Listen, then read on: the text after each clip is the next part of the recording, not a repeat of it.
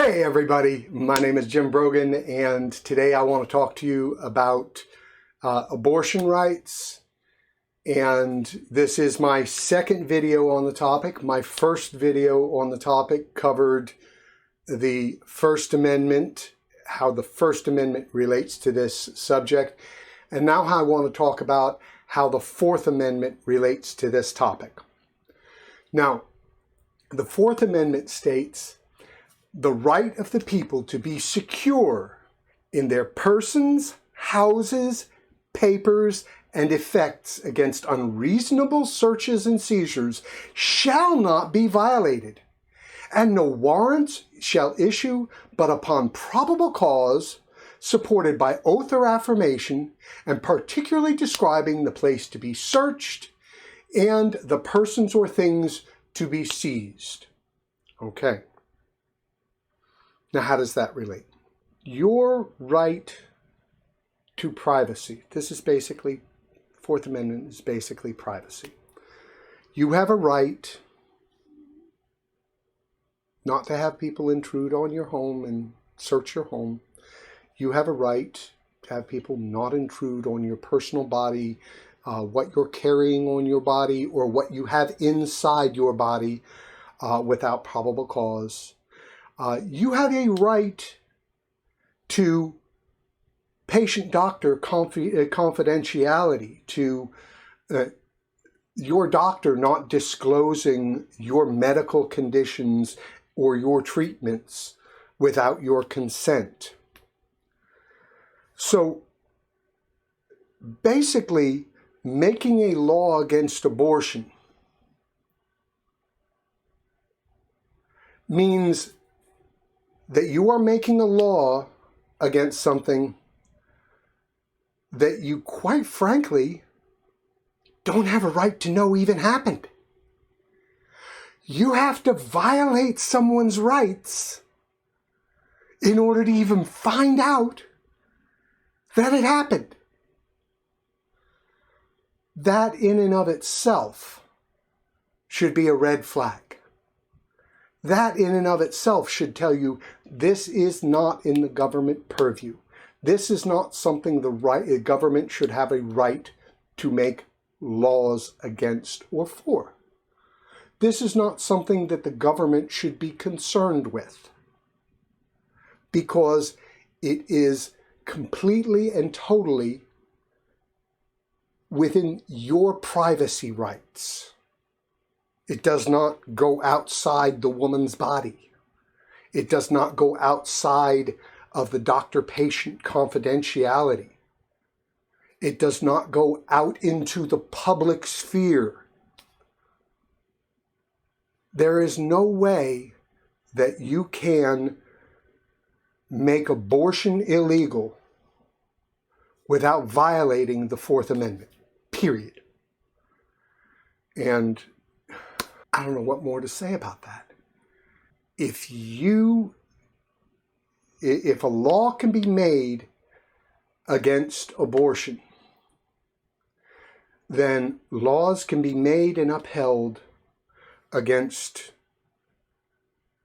interracial sex, interracial couples, fornication, sodomy, fellatio and cunnilingus. If you can make a law against abortion, you can make laws against hysterectomies.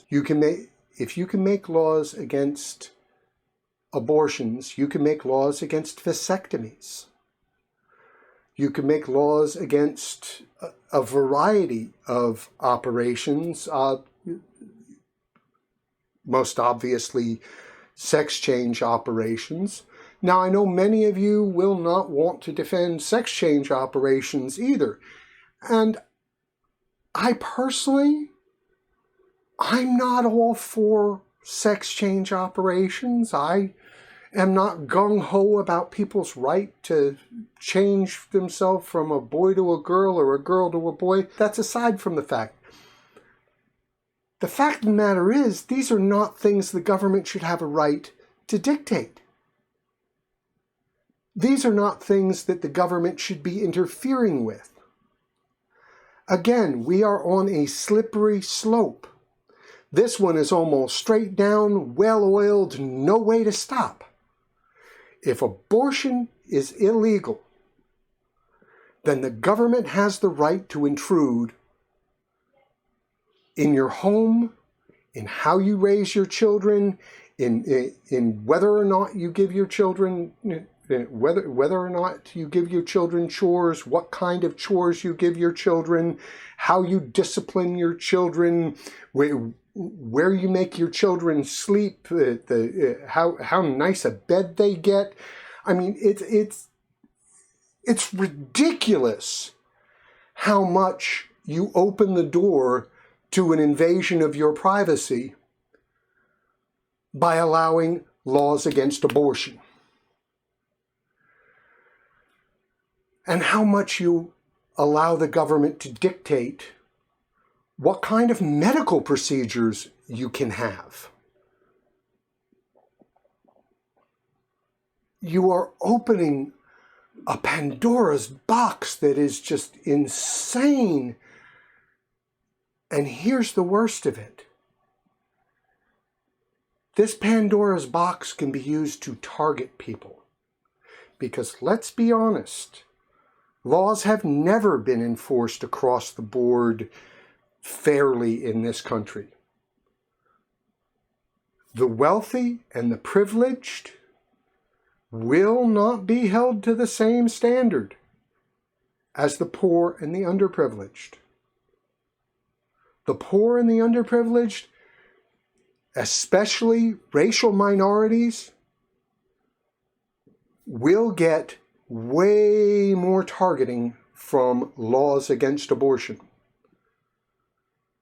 They will be used as a cudgel on blacks, Hispanics, maybe even Asians, and any other ethnic minorities, racial or ethnic minorities, that a particular community wants to target. If a community wants to target blacks, they will use this law to target blacks. A black woman has a miscarriage. Oh, she must have deliberately done something to abort that child. Let's put her in prison. An Asian woman has a miscarriage.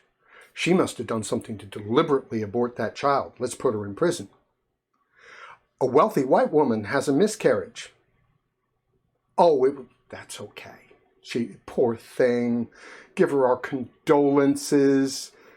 Never mind that, she took a pill, an abortion pill. It's okay. It's okay. She's wealthy and white. We won't do anything about that. See, this is how we discriminate between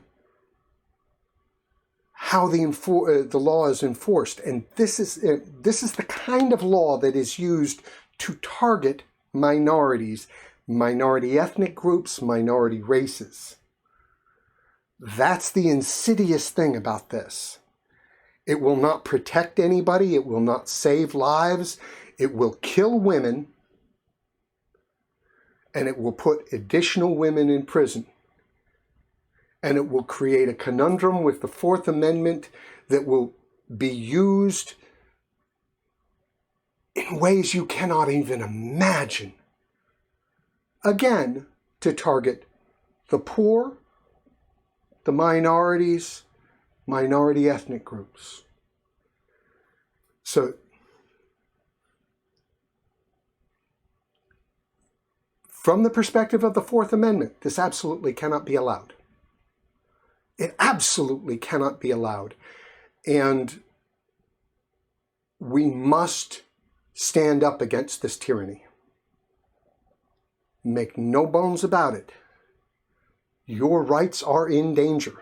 You may be a man, you may be a woman, you may be pro-life, pro-choice, but it doesn't matter. Your rights are in danger by the striking down of Roe versus Wade. Thank you so much for watching. God bless you. Peace and prosperity. May your heart guide you to making kind and loving choices toward your neighbors and yourself. God bless you. Peace.